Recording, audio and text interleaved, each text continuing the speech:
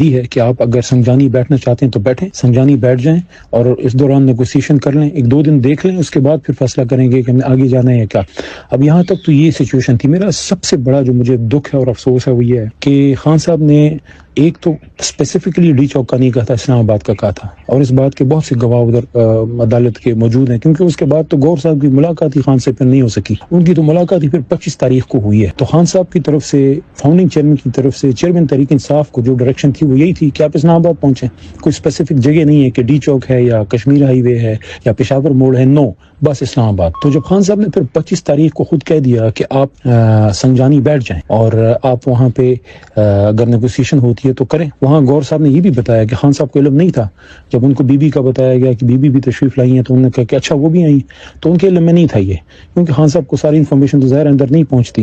ان کو نہیں پتا تھا کہ وہ بھی آ رہی ہیں۔ بہرحال یہ جو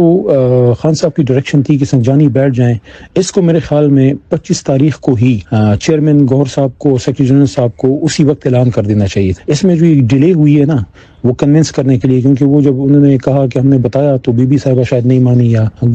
سی ایم صاحب کو تو کنوے ہو گیا تھا، سی ایم صاحب تو ایگری تھے کہ ہمیں نہیں جانا چاہیے آگے۔ میرے خیال میں یہاں سے ایک اسٹریٹجک غلطی ہوئی ہے کہ جب خان صاحب نے اجازت دے دی تھی سنجانی بیٹھنے کی تو ہمیں نہیں جانا چاہیے تھا۔ اب کس کو پتا تھا کہ آگے کیا ہوگا؟ نہ ہمیں پتا تھا، نہ بی بی کو پتا تھا، نہ گور صاحب کو پتا تھا، نہ سی ایم صاحب کو کہ آگے اگر جائیں گے تو کیا ہوگا۔ کس کو پتا تھا کہ وہاں خون شام جو ہے لوگ ہیں اور وہ گولیاں ماریں گے۔ انہوں نے تو ظلم کیا سو کیا، لیکن میرے خیال میں ہم سے غلطی یہ ہوئی کہ ہمیں اپنے لیڈر کے حکم پہ عمل کرنا چاہیے تھا، کہ انہوں نے جب آپ کو سنجانی کا کہا کہ آپ سنجانی میں بیٹھے تو وہاں ہمیں اس پہ عمل کرنا چاہیے تھا۔ اور یہ 4-5 دفعہ گور صاحب پولیٹیکل کمیٹی کو، کل رات بھی انہوں نے اس پہ بریفنگ دی ہے، اور کور کمیٹی کو بھی انہوں نے یہ بتایا تھا بڑی تفصیل کے ساتھ۔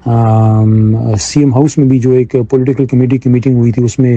سی ایم بھی تھے، اس میں سب تھے، بی بی صاحبہ بھی شاید اس میں موجود تھی، تو اس میں انہوں نے بتایا تھا کہ خان صاحب کا یہ حکم تھا کہ آپ سنجانی بیٹھ جائیں۔ اب میرے خیال میں پولیٹیکل جو ہماری لیڈرشپ ہے، جو مین سٹیک ہولڈرز ہیں، ان کو آئندہ سے یہ خیال ضرور رکھنا چاہیے کہ یہ جو غلطیاں ہوئی ہیں ہم سے، یہ چیزیں دیکھیں، یہ غلطیاں کسی بھی بنیاد پہ اس کا جواز نہیں ہے جو ہمارے ساتھ ہوا ہے۔ انہوں نے تو ظلم کیا ہے، آپ ایک گولی بھی نہیں چلا سکتے، چہ جائے کہ کسی کو مارنا خدا نہ خواستہ، وہ بھی دارالحکومت میں، لیکن ہمیں ان کو یہ موقع نہیں دینا چاہیے تھا۔ اگر ہمارے پاس آپشن تھی، مجھے تو نہیں پتا تھا کہ تھی، یہ تو پھر اگلے دن پتہ لگا